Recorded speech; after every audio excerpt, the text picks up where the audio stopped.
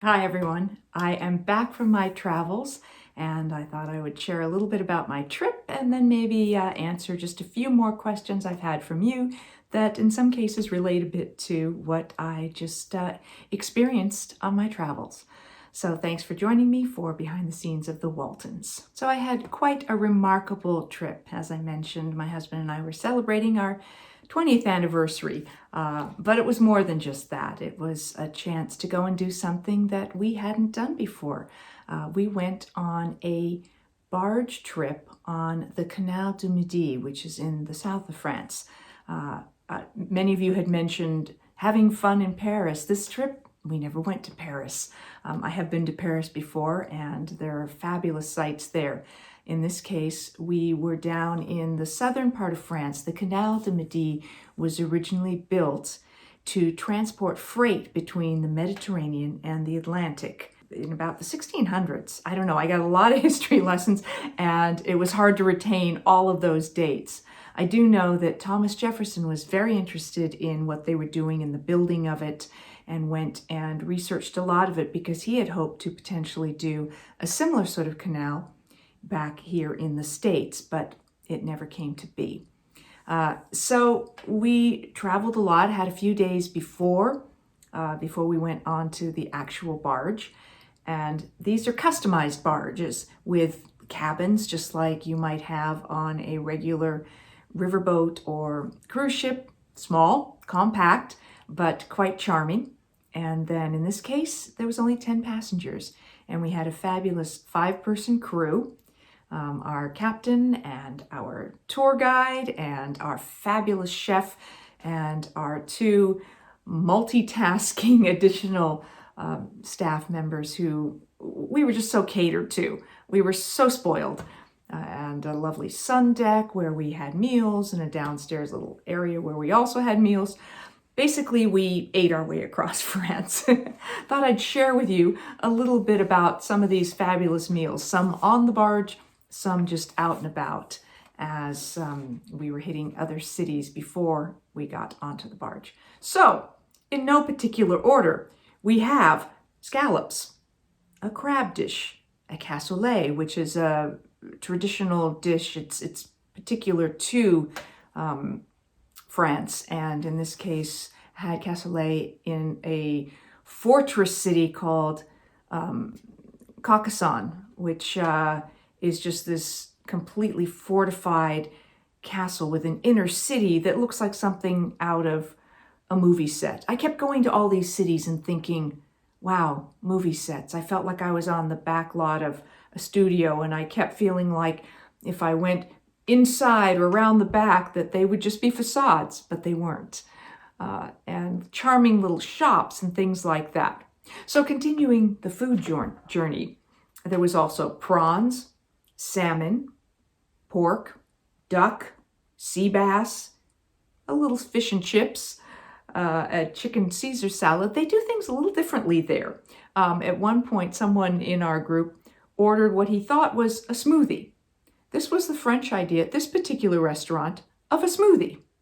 So, I don't know. What would you think if you ordered a smoothie and this is what arrived? Quite a surprise. Then the desserts were to die for. There was tiramisu, lemon meringue pie, a fondant, just fabulous, fabulous food.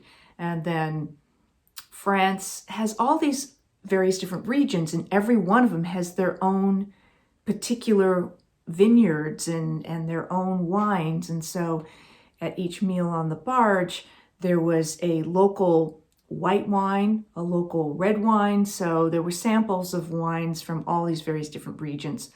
Also went olive tasting and vermouth tasting. I had no idea you could go vermouth tasting, or I think even ever tasted vermouth, or knew that there were multiple types. But hey, when in France, you check these things out, and it was all quite a fascinating experience and education.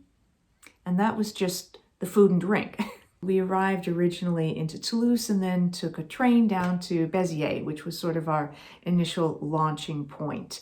And from there, we went down to a little seaside village called Coulier, And then another day went up to Montpellier, which is a little bit bigger city, and went to an art museum, saw a street art area, and just fabulous cities to wander around. The buildings are just, it's like the architecture, we saw a lot of things from Roman times, medieval times, and you just walk through these streets and it's like walking through history. So we saw a lot of castles and fortifications and cathedrals and churches from different eras and different sorts of architectural styles. An old village fortress in Minerve, and I mentioned Carcassonne, which was amazing.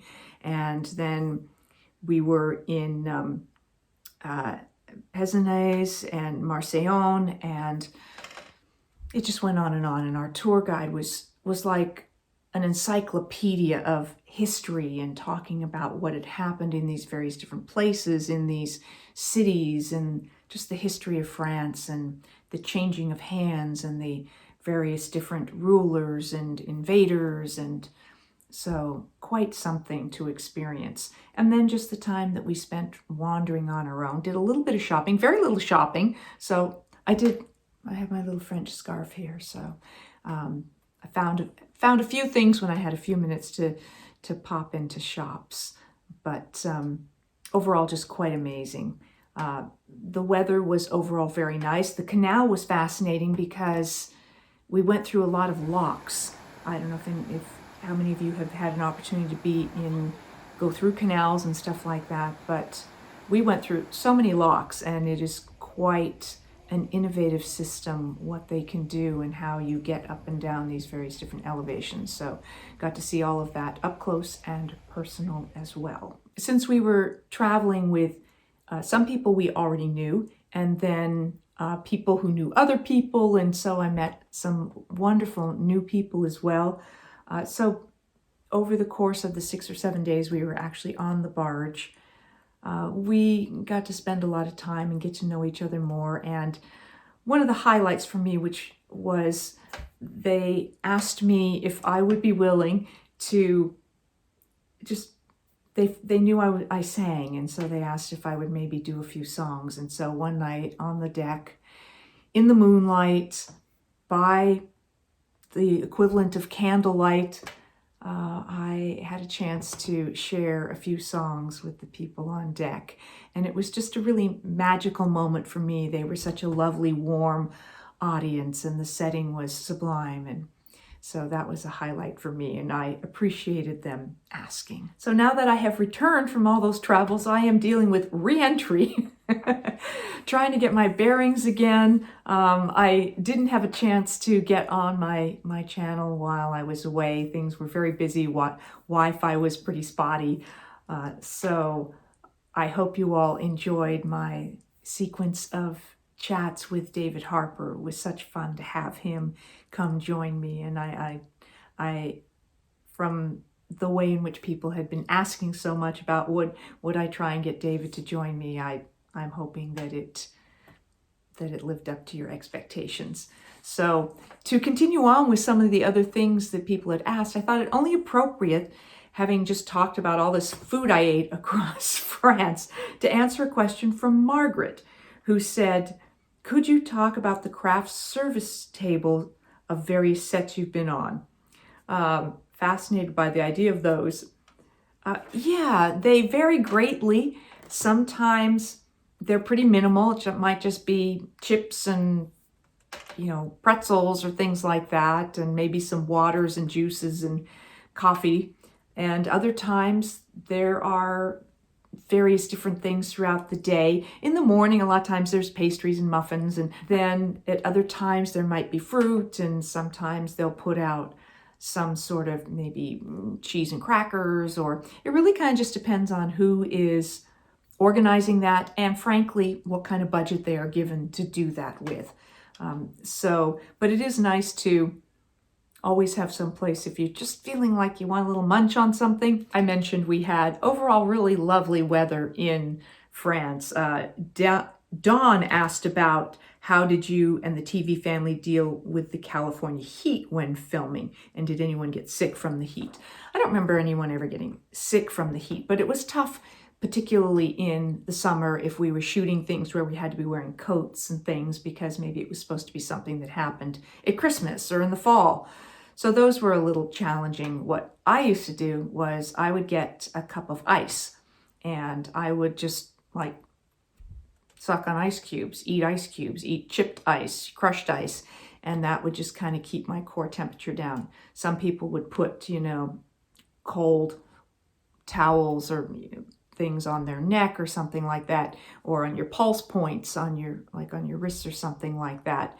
But mostly we were just, I think, tougher and just dealt with it. We all were kind of raised in LA for most of our lives, and many of us born and raised in LA.